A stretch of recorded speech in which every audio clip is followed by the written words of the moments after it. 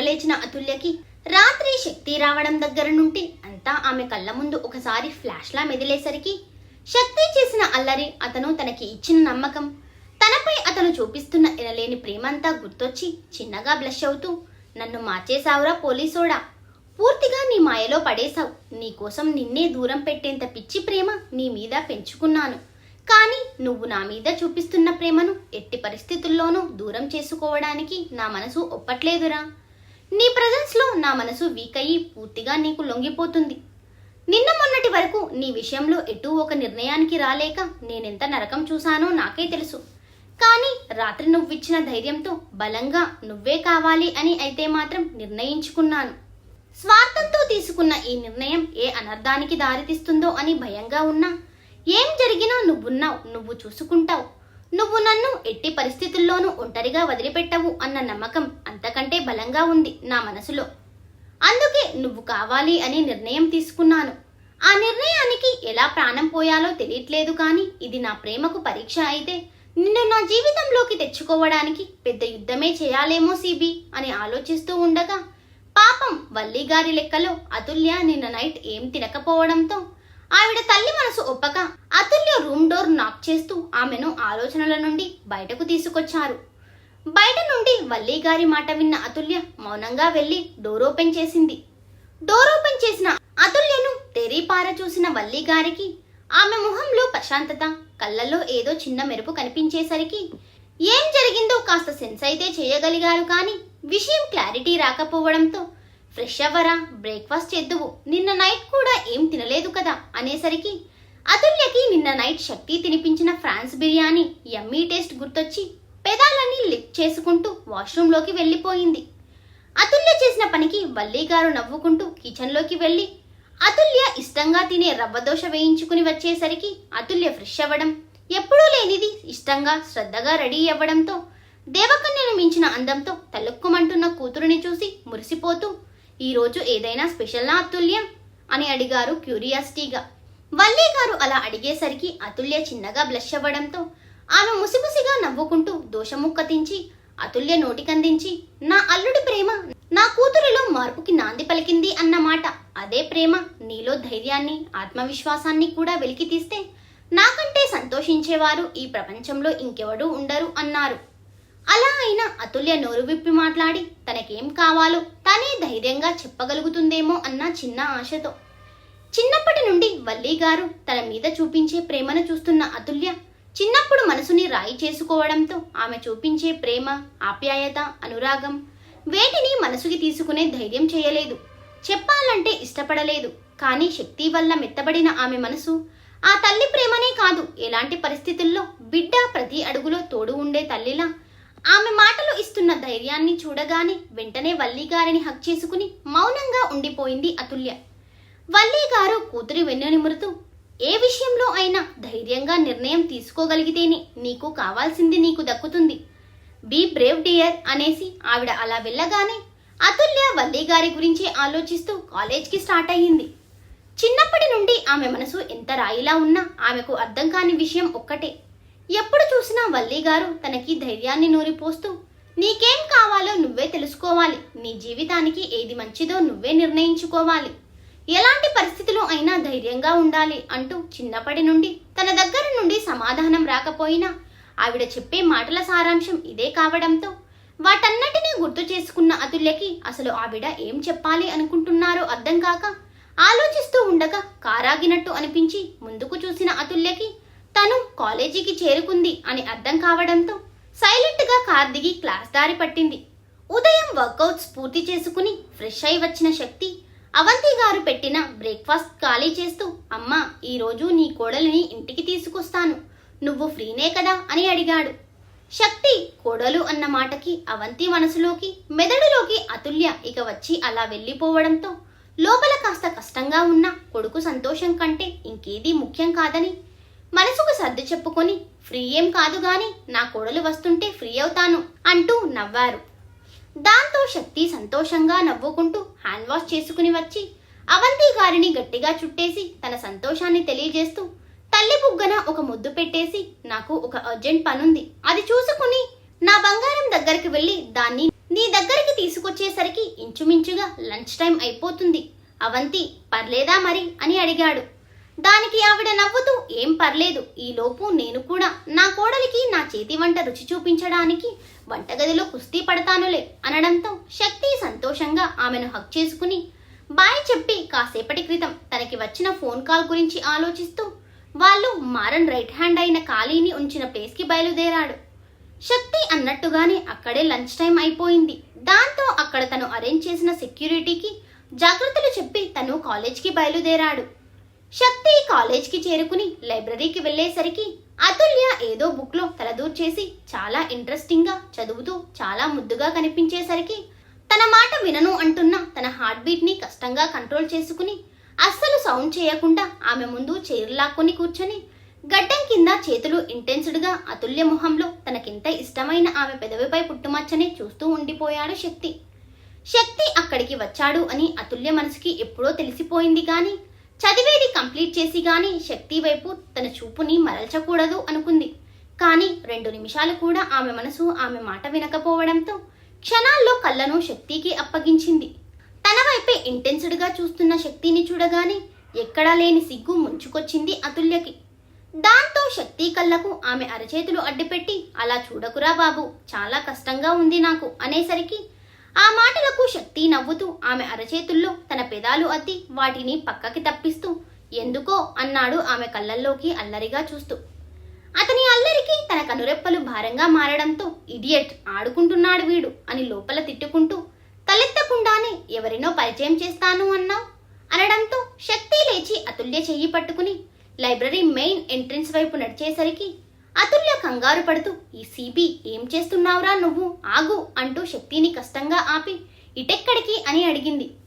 ఆమె ప్రశ్నకి శక్తి ఎలాంటి తడబాటు లేకుండా ఇంకెక్కడికి, బయటకి పద అంటూ అతుల్య చెయ్యి పట్టుకునేసరికి ఈసారి శక్తి ఊహించని విధంగా అతుల్యనే శక్తి చెయ్యి పట్టుకుని ఇదివరకు అతను తనని బయటకు తీసుకెళ్లిన దారిలోనే బయటకు తీసుకొచ్చి తన చున్నీ తీసి స్కార్ఫ్లా ఫేస్కి కట్టుకుని మొహమంతా కవర్ చేసుకుని పద అనేసరికి శక్తి కాస్త కోపంగా ఇప్పుడు మనమెందుకు ఈ దొంగదారిలో వచ్చాం అని అడిగాడు.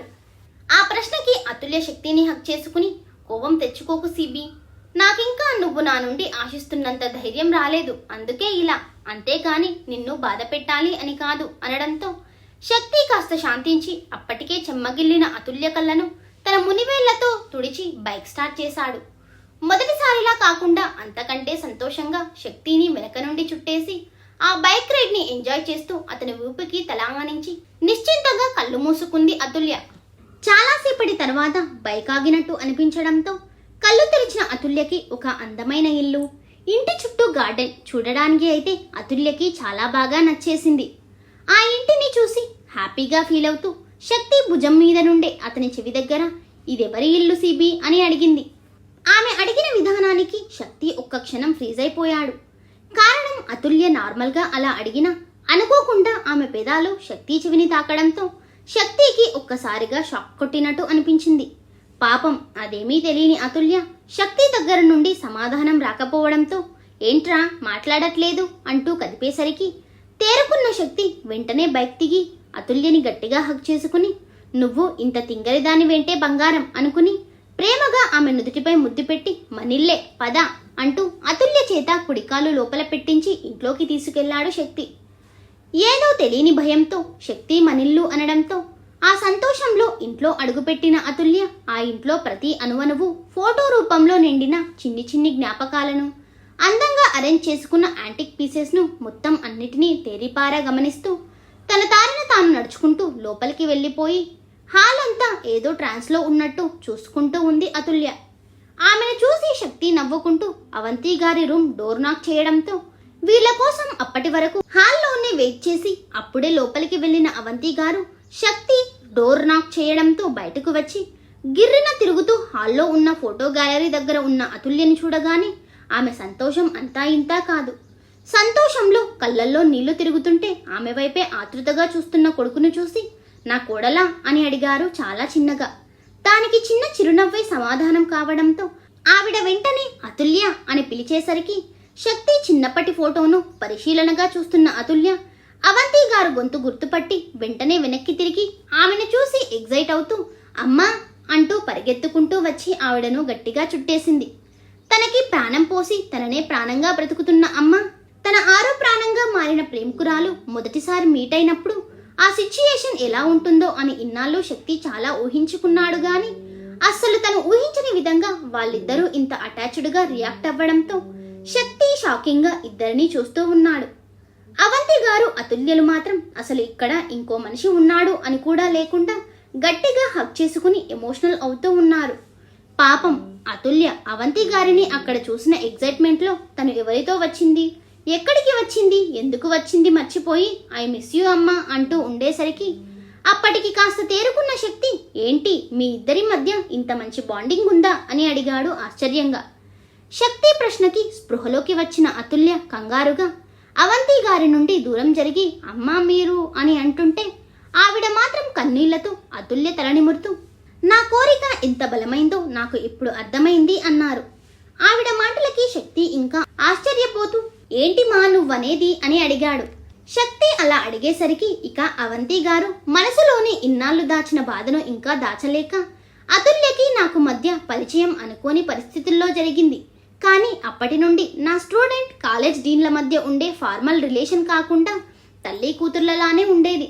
మా మధ్య అనుబంధం మాటల్లో చెప్పలేనిది నాన్న. నాలో ఎప్పుడు అతుల్యని నా కోడలిగా చేసుకోవాలి అన్న ఆలోచన పుట్టిందో తెలియదు గాని అది న్యాయమైన ఆలోచనే అయ్యుంటుంది.